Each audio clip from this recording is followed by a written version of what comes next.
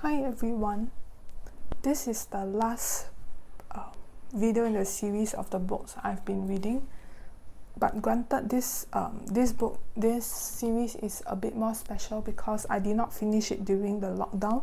I finished it before the lockdown, but at the start of the year. At the start of the year when things started happening.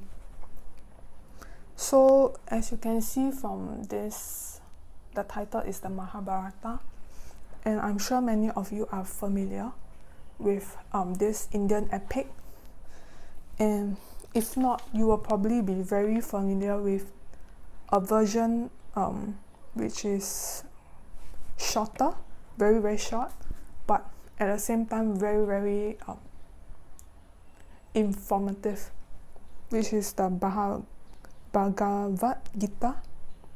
Bhagavad Gita, I hope I'm pronouncing right. But anyway, I am somebody who enjoys reading a story from the start to the end, and the Bhagavad Gita, sorry to stumble on it again, is short, yes, but then it is also in the middle of the epic battle that happens in the Mahabharata, which is why in a way I can certainly read it as a short story of a certain kind, but it doesn't satisfy my curiosity of knowing how things happen from the start to the end. So for people who are not really sure, this Mahabharata is an epic story about two warring families within the royal family, so two clans, so to speak, and how things start and how things end. And the Bhagavad Gita talks about how an avatar of God, Krishna, imparts his wisdom to the hero, one of the heroes of the Mahabharata, Arjuna. So I read a version of the Mahabharata which is written more in the prose poem form, and I cannot remember the title, but I will put it in the description box below if I manage to remember. So that was the first tasting of the Mahabharata that I experienced, and my curiosity was intrigued by that. So even though it's a very thick book, but it is less thick than these two books added together. So you can see this book is pretty big, bigger than the usual storybook. So in a way it feels more like textbook size. So it's very, very thick added together. 1,000 over pages, big size. So for the first version that I read, it's normal book size, but it's also about 1,000 pages. So that book had abridged many stuff, which I read. I tried looking online for good versions to recommend, and many of them say that the original version had do repeat themselves in some ways, and maybe in the typical soap opera format you have many things in between.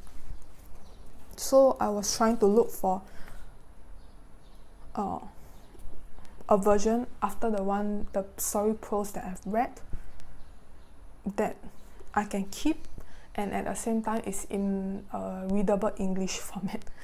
I mean, by readable English, I mean it's not very Shakespearean or very old English style.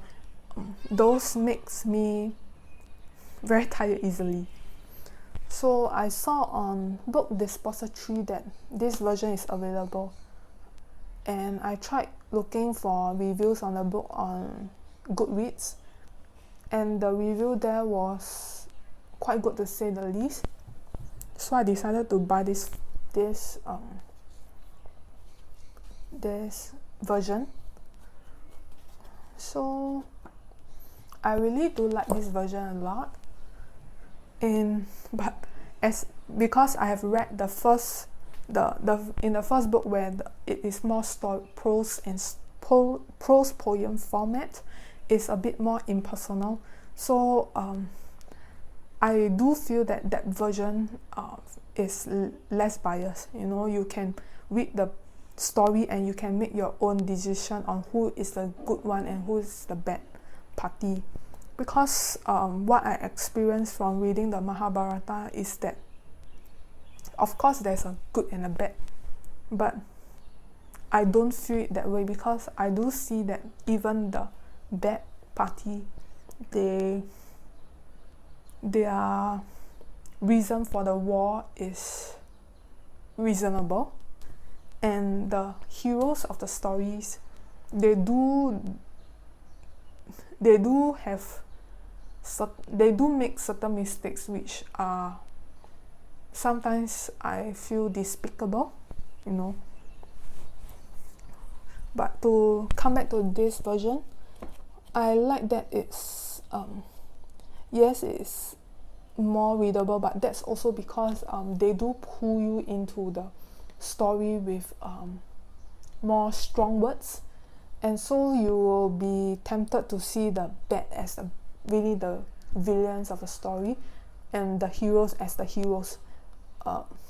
So as I was reading this version, I had to remind myself that yes, this is more story format, so there's more of a biased speech in a way. But yes, it did take my box of it being simple English, and it is indeed simple. I do understand every word of it, and I do get very engrossed in it, just that I cannot read so much in one go because I'll get overwhelmed by the amount of characters that appear.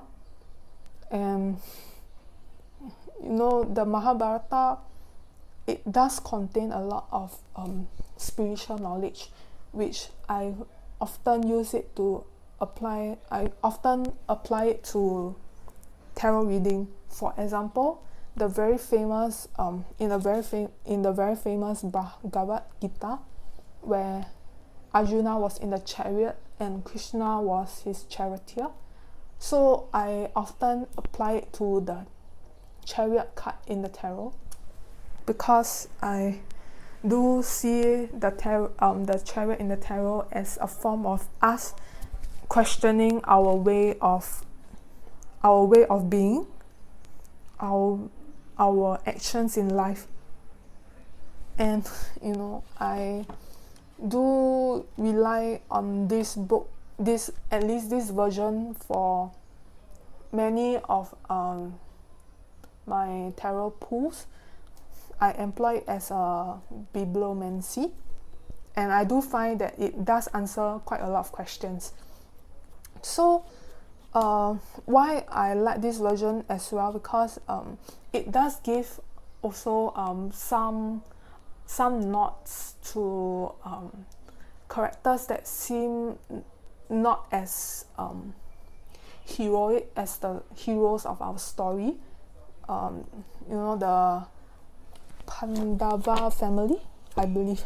I do not know how to pronounce, so sorry for that. Yep. So one character that I really loved was the Princess Amba, who felt very rejected of her love, and she decided to make her revenge against the patriarch of the family by sowing revenge and trying, and in the end she managed to become her own knight. She managed to transcend reincarnation and to change her gender to become a perceived stronger masculine. But I do take away many lessons from this version of the story, this version of the Mahabharata. So if I may add this book review of a kind to the many out there, I will give this maybe a 4.5 out of 5. The 0.5 is just because I do perceive it to be a bit more biased. Yeah, thank you.